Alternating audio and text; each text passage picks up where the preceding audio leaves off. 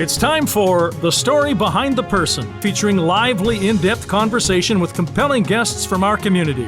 And here is our host, Jonathan Van Bilsen. Hello and welcome to this episode. My guest today is Todd McCarthy, the member of the provincial government for Durham Region.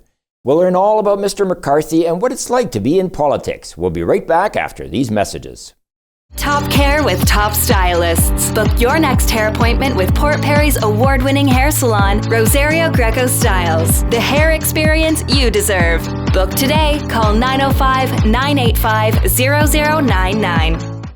At Voss, your independent grocer, it's all about hometown living and shopping. Owned and operated by Terry and Christine Voss, their newly renovated Port Perry store carries many local items to support our town and its residents. Welcome back. My guest today is MPP Todd McCarthy. Mr. McCarthy, welcome to the show. Should I call you MPP McCarthy? Call me Todd, and it's great to be here, John. Thank you. Thank you very much for taking time for me. I know you have a very busy schedule. I was reading your bio, so to speak, and I'll have to read it because you're parliamentary assistant to the president of the Treasury Board. You're the member and standing committee on public accounts, and you're the deputy whip, right? Right. Those are my three jobs at Queen's Park. And then, of course, my most important job is being the member for Durham, right here at home. Provincial government, right. Yes. Of course.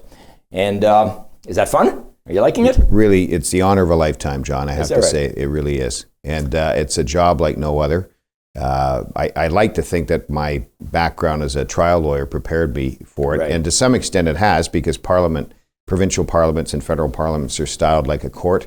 Right. So some of the procedural things that we have to do, I felt very comfortable with immediately. Mm-hmm. But much of the job is new, and you have to learn on the job, on the fly. I imagine there's also a lot of red tape that you weren't used to in private practice, right? Because when you're working for yourself, more or less, you do things as you want to do them. But, right, but this is a big machine you're in. Yeah, as I like to say when constituents ask, you are the advocate for your community at Queen's Park, one of 124, but you're also part of a team. And in my case, being a member of the Doug Ford PC team, you're elected with a mandate. Right. So the first priority is to bring in legislation that fulfills that mandate and keeps your promises to the people who put you there. Yeah, it's a tough job. It's a tough job because you're never going to please everybody, right? And that's something that, but I guess as a trial lawyer, you didn't please everybody either. So. No, that's right. That's for sure. A trial is a battle of different positions, indeed. I want to take it back a few years. You were born in Scarborough.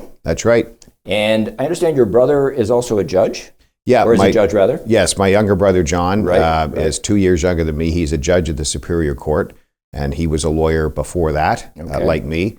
So he has been on the court, the Superior Court of Justice now for coming up to 12 years. Okay. And your other brother is a Security Council tribute, right? Yeah, Jerry is my older brother, and Jerry has been on the Social Security Tribunal of Canada as a member adjudicator since 2007. So he's been there a long time. Yeah, that's a federal tribunal. That's quite a while. That's and obviously they enjoy their jobs, or they wouldn't be doing them. Yes, very much so. They're both in public service. Although before that had long careers in the private sector, like me. So I was really the last to get into public service. Going back a few years, you went to Senator O'Connor High School. Yes, your alma mater, John. Yes, we weren't there at the same time, but no, I think we're a few years apart. I think you came after me, but we'll let that one ride. That's going back a few years, and I understand they have a reunion coming up this year. They do, the 60th reunion, because as you know, the school started in 1963, so we're all going back. I think it's Saturday, June 3rd, we're all gathering at the newly reconstructed school, because it doesn't look like it was when we were there. No, I drove by it not long ago, and nothing looks like it was when I was a kid, right? That's true. You drive past houses you used to live in, you don't recognize them. I think Senator O'Connor's home is still there. On the campus, right? Yeah. But that's about the only thing that's there from our days. We could dwell on that one forever. We could talk about that, and we did. I remember we did a breakfast interview, and we got off topic on that a bit. We did. Yeah, we'll try and keep it online here today. Okay. So you were very active in sports, and I was, and theater as well. Absolutely. So the influences of both my mom and dad. Yeah. My dad was a real jock, and so my brothers and I played all kinds of sports. Of course, hockey. And baseball and football, and later tennis and golf. And my mom very much encouraged theater arts. So I was in all the high school plays as well. Oh. And are you going to sing for us today? you don't want that. I did sing soprano in grade 9 in the South Pacific production at Senator O'Connor, but I won't repeat that. No. So from there you went to U of T? That's right. St. Michael's College down at the St. George campus. That's right. And then you went to Osgoode? And then Osgoode Hall Law School at the York University campus after that. That's right. How was law school? Was it tough? It was, because it's tough to get in. Yeah. So you're with some very bright, competitive classmates, and you feel that competition for sure. But I enjoyed it. We had great profs. Osgoode Hall is really a national law school, maybe even international now. Fantastic reputation. In my time there, 1984 to 1987, we had students from across the country. Right. So with great professors and really a fantastic experience. I mean, in the first year, you're a bit nervous because you're thinking, is it look to your left, look to your right? One of you is going to be gone by Christmas, but it wasn't like that because once in law school, after the law school admission test came in the 70s, most people admitted to law school would stay in as long as they wanted to be there because they were qualified. Yeah, the criteria, the bar was raised quite a bit. That's right, yeah. And was your father-in-law as well? Or? No, my dad was a career life underwriter with London Life Insurance Company. Oh, interesting. Yeah. Okay. And it's because I went on to do litigation, including insurance litigation. Right. So we actually had that professional bond in common because obviously insurance contracts were something that he was involved in professionally over 32 years. Wow, interesting. Yeah. Funny how it all ties together, right? It all kind of weaves. It's amazing. Back. It really is. So you started in '94 with Jim Flaherty. I did. I joined the firm of what was then Flaherty, Dow, Elliott in Whitby. Right. At the old Christine Carnegie Elliott, and Dow was a judge, right? Yes. Well, he went on to become a judge. Yeah. The firm has quite a history of public service. The firm is now known as Flaherty McCarthy LLP. I'm very proud to have my name shared with Jim's, but when I started in '94, it was Flaherty, Dow, Elliott.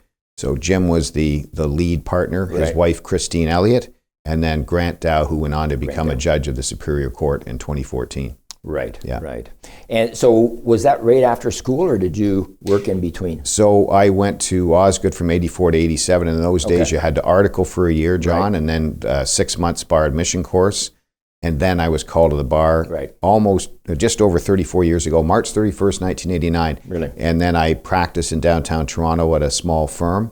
And then knowing Jim Flaherty as I did, when he opened the Whitby office, the branch office of his downtown firm, we got in touch with each other. And where did you know him from?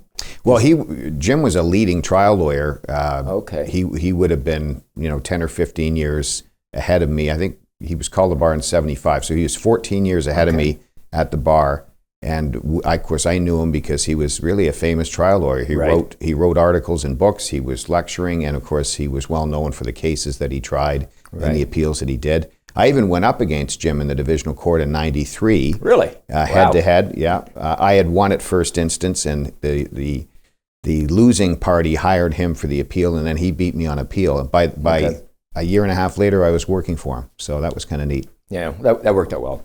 My grandfather used to say there's no future in being right if your boss is wrong. So That's right. That's right. But I always thought, I think I earned Jim's respect as an opponent. Right? He was I met him a few times. He was a wonderful person. He really was. What his public persona was exactly what he was as an individual who you knew personally. Yeah, absolutely. So when you say trial law, what type of law? So was it criminal law that you were practicing? Well, I did start out doing everything from duty counsel work right here in Durham Region. In my second year of practice, I was working at the old Oshawa Courthouse on King Street as a duty counsel, and I did take legal aid defense certificates to defend our fellow citizens. So I got to do trials early, including jury trials. When I joined Jim's firm, 5 years into practice, his was totally focused on civil litigation, particularly insurance litigation. And while I did continue some of my criminal trials in the first few years, by the time Jim was elected in '95 for the first time, I really had to assist with making his practice fire on all cylinders. So I focused then exclusively on the civil litigation. And so, and there were a lot of trials to be done in Jim's absence. So I just continued with doing jury trials, judge-alone trials, appeals, arbitrations, a whole assortment of things. I read somewhere you've done well over 100 jury trials, right? Yeah, 125 jury and non-jury trials combined over a 33-year period. Wow. Which some of my colleagues and my opponents joke, that just makes me a very unreasonable guy, because I obviously couldn't get cases settled. But I'm not going to comment. I've heard that, but I'm not going to comment. Yeah. So what was it like? What's it like standing in front of a jury defending someone or prosecuting someone? It's got to be stressful, right? Yeah, well, in the early days, I remember my first jury trials and being very nervous, but it doesn't take long to take up the idea that these are our fellow citizens and they cannot be lawyers.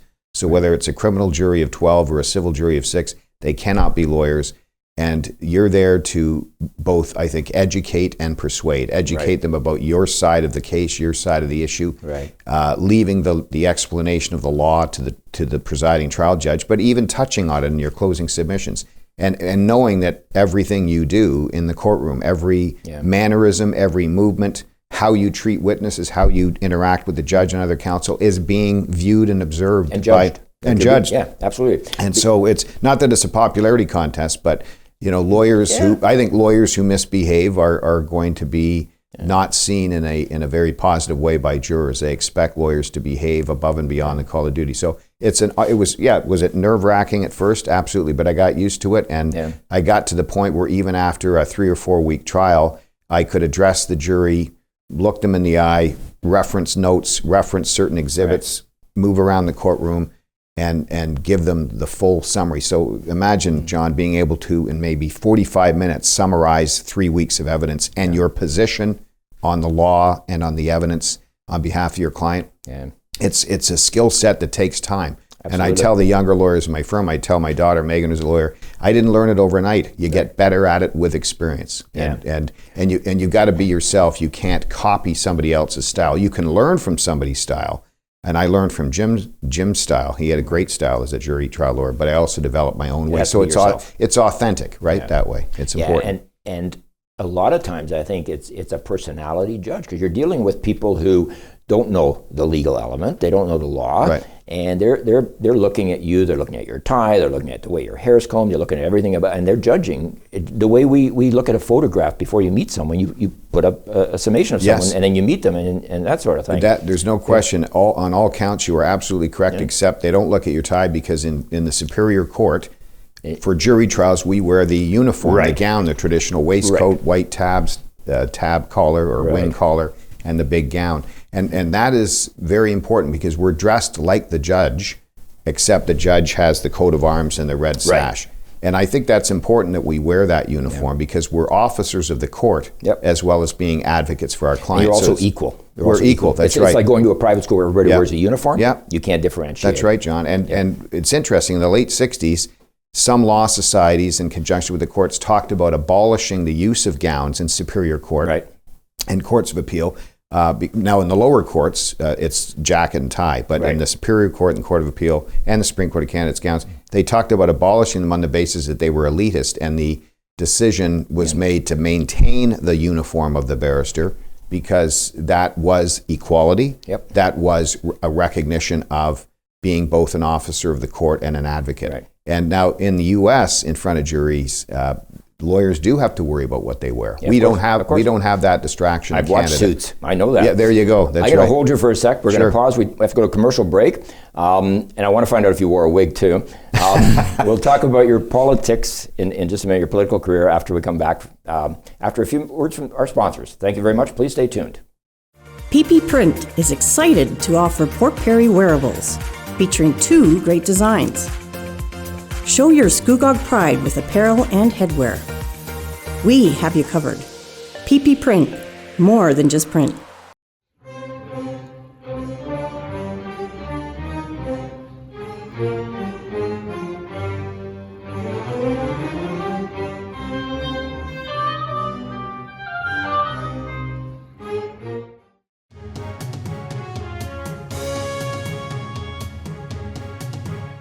My guest today is Todd McCarthy. Todd, welcome back.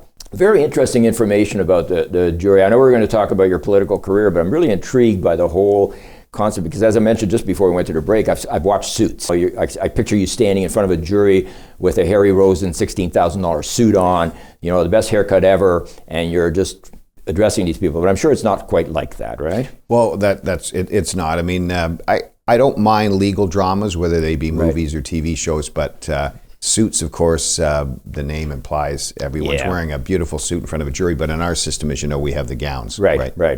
And that's interesting, because I've seen the people walking with the gowns, and I thought that was just Queen's Counsel who wore those. The Queen's Counsel wear the silk gown, so it's a different type of gown. And I just read the other day that they're changing it to King's Counsel. That's right. It automatically changes. So when with the passing of Her late Majesty, September 8th, 2022, every Queen's Counsel in the Commonwealth was automatically a King's Counsel. That'd be quite the cost on business cards. Yes, there would be a cost. I had a few of the learned counsel tell me that they were going to have to spend a bit of money at the end of 2022 to change the signs outside their offices and their letterhead and their websites. It's all their cost, is it? Yeah. Oh, it would be. That would not be picked up by the government. Good. That's right. Good. I mean, I'm all in favor of paying more taxes and so that people can do that sort of thing. But so you are the youngest certified specialist in civil litigation. What does that mean? One of the youngest. What does that mean? So when Ontario stopped appointing Queen's Counsel, senior counsel, in 1985 and has not returned to the practice. Other provinces continued to appoint Queen's Counsel and now appoint King's Counsel. Okay. Ontario has not taken up that practice. Okay. But what the Law Society of Upper Canada, as it then was, now the Law Society of Ontario, started to do in the late 80s into the 90s was they offered a process where counsel who had distinguished themselves as trial counsel could apply for consideration to be recognized by the Law Society as a specialist in their field. Okay. So in my case, I was happy at 7 years at the bar to be designated as a specialist in civil litigation. Congratulations. And I at that time, Jim Flaherty was already designated a specialist, and I was the next one in the firm, even though I wasn't the next most senior. Right. And I think going back, my good friend David Zuber and I were pretty close in terms of the ones that were the youngest ever certified. Okay. And Dave Zuber was a son of Justice Zuber, a judge of the High Court and the Court of Appeal. So, and I continue to be great friends with David today. So in 10 words or less, what exactly is a Queen's or King's Counsel? So it is basically on the recommendation of the Lieutenant Governor of the province or the Governor General of Canada. You are the monarch's counsel. You are one of His Majesty's now counsel. And it's a special designation for those who have distinguished themselves at the bar, a leading trial lawyer, someone who's contributed through academics, teaching, writing, excellence at the bar. And it's only given out to a few number every year. Ontario has stopped the practice for now anyway. Is it strictly for prosecutors or for defenders as well? No, it's for any member of the bar. Okay, so it's a designation for being an elite member of the like excellence at the bar. Yeah. And now that doesn't mean that solicitors, those who practice tax and real estate, couldn't receive that honor, but generally it's designed for and is a subject of appointments for barristers, those who go to court. Okay, so if I need a lawyer, I'm gonna look for one that's got that designation. If you found a Queen's Counsel or now King's Counsel, you could rest assured that individual would be a top lawyer for sure. Good to know. Well, I'll call you first, and we'll take it from there. We'll go from there. But now with the Law Society, with this program of certified specialists, that's another way of recognizing someone who's top in their field and experienced and demonstrated excellence in their field. So it's a great program, and the Law Society is continuing to maintain it for now. So you were also a school board trustee going back to the 90s, right? That's right. Back in those days, it was school board and municipalities had the 2-year term, then the 3-year term, and now the 4-year term. So at the end of the 91 to 94 term, I was appointed to fill a vacancy on what was then the Durham separate school board, now the Durham District Catholic School Board. Right. And then while sitting as an appointed trustee, I ran for election, not so much re-election, ran for election in 1994 for the 3-year term on the same board, and I did win the seat, but only by 3 votes, John, and 2 on the recount, so it was a nail-biter for sure. Nobody remembers the numbers, right? That's right. It's That's all right. about winning. The way it works is the recount was a win by 2, but the official, because it didn't change the result, the official logbook says 3-vote win. So, and I'm glad to hear that on a provincial election you won by more than 10,000 votes. So yes, this recent one was a lot more enjoyable on election night to win by 10,000 votes, John. No for sure. I know. It's you were a deputy judge of small claims court. That's right. So before I became a candidate for parliamentary office, for 10 years, from 2002 to 2011, I was a deputy judge. And that's basically you sit there and you hear the cases argued in front of you. Deputy judges are the ones who preside in small claims court. Claims up to, I believe it's $35,000 now. It was $25,000 when I was there. Okay. And they're lawyers who have to be practicing for 10 years. Okay. They're appointed by the Attorney General on the recommendation of a regional senior judge to sit on a per diem basis. Okay. But you wear your gowns in court, and you everything's the same. Everything's the same. I think to the public it's indistinguishable. It's just not a full-time job. It's not a full-time job, and it's a great honor, and I really enjoyed it. And so I can say that I've been a local politician. Yeah.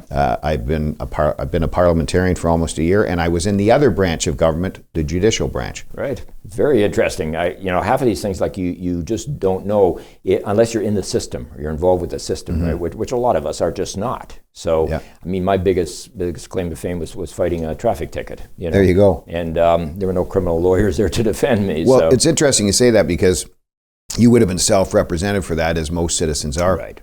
One of the big responsibilities I felt as a deputy judge is this is the public's first and probably only engagement with being in court. And how they are treated by the staff, and particularly by the presiding judge, is very, very important. And if the experience would be negative by a lawyer who might have what we call judgeitis, I mean, there's no need to be unfair or mean or arrogant. Or arrogant. It's very important. You are a public servant. You serve the public. Yes, you preside. Yes, you have to make a decision. But when you're a deputy judge or a full-time judge, John, I think we always say, when you give your reasons, whether you give them in court after a trial or you write them, you are writing for the unsuccessful litigant. You're explaining to that litigant, that party, that citizen, why they were not successful. And of course, creating a record for appeal purposes as well. But that's part of the educational, diplomatic process. People, I found in my court, came away content because they either won, which made them happy, or if they didn't win, they understood why. And it was fair. That's right. So they had the perception that they were heard. Right, that goes a long way. Yes. So let's jump to politics. So you've been doing it for a year now. I can't believe it's been a year, actually. It's almost a year, June 2nd. You're loving it, no question about that. Absolutely. And you're very busy. It's an honor of a lifetime, and very, very busy, both here at home, in the community, at the community office, going all over our riding of Durham, which, as you know, includes the 3 municipalities, it's massive. It's Scugog, Port Perry, you go as far as Haliburton border, that's right, and North Oshawa, and but it keeps you busy for sure. So I understand. So they have the throne speech. Then people have an opportunity to talk. So here's this new kid from Durham, is the first one to speak after the throne speech. Yeah, that was a really special day, because I was and the you did lead-off speaker. Apparently from all counts So they say. So they say. I received a nice note from the re-elected speaker, Ted Arnott, who's our veteran parliamentarian. He's been there since 1990. He gave me a very nice note. And my mother was able to watch it on television. And I had my wife, Kathy. Now we're coming up to 36 years of marriage. Congratulations. She was there to see it, and my kids were able to see it as well. But Kathy saw it live from the visitors gallery. How's that life-work balance working out with politics? Is it different from your law career? Like, do they see you at all? First of all, we all have to have balance in our lives. And I'm very fortunate to have Kathy by my side supporting me on this. I don't think I would recommend political life to, and everybody's got to make their own decision. I wouldn't recommend it to someone whose spouse is less enthused about all the commitments, or who have very young children. My children are all in their 20s now. And so, the hockey, the soccer, the dance, those things that keep us all busy as young parents are behind us, happy memories. But because you have to be out on the weekends in the community, right? Oh, yeah. And it's a tough job. It is a tough job. But I had to travel all over Ontario when I did trials as a trial lawyer. So I was away. So the family is used to that. Although when the trial was over, you return to normal. Where this particular job, it keeps going because the Legislative Assembly sits throughout the year. We even sit in the summertime because we started in August last year, and we do get breaks at some point. But then when you are on break, you have to be in your community. And then, because I'm on Treasury Board, I've even had to travel, sometimes with the President of the Treasury Board and sometimes not, to places like Timmins and Sault Ste. Marie. And I'll be going to Ottawa later in the spring for Treasury Board Roundtable. So you're traveling across the province in that job, away from your community and Queen's Park. That's all part of the job. But it's got to be fun because everything is different, right? No two trips are the same. There's never a dull moment. And Bill Davis, the late great Premier Bill Davis, who was a lawyer as well, he used to say that the most exciting day in the practice of law is still not as exciting as the most boring day in politics. I can imagine. And I think he had it mostly right. Waiting for a verdict and then winning, that's pretty exciting. But I think it's just the every day you never know what's going to happen, either in the House, on committee, on your duties, whether it's Treasury Board or in your community. And to put that in perspective, this week was constituency week. And so I had the President of the Treasury Board with me at every municipality in our riding, including the Oshawa Chamber of Commerce luncheon. And then I was with the students at Durham College in the government class, as an example. And then I was in the constituency office, talking to constituents in person, making phone calls, and even visiting some residents in our community, making house calls. I like to make house calls if I'm invited to do so. So all of that happens in constituency week. It's quite amazing. Todd, unfortunately, our time is up. It goes quick. I have a whole bunch of other things I wanted to talk about, but maybe what we'll do is we'll get you to come back after you've been seasoned for a few years, maybe when you're running for Premier or whatever your next post holds, in this position. But I'm glad to come back anytime in any capacity, John. Thanks. Well, thank you very, very much for being here. It was a pleasure. And pleasure thanks for me sharing as well. your information. Thank you. And thank you all for watching. Please join us every month right here for The Story Behind the Person on Rogers TV.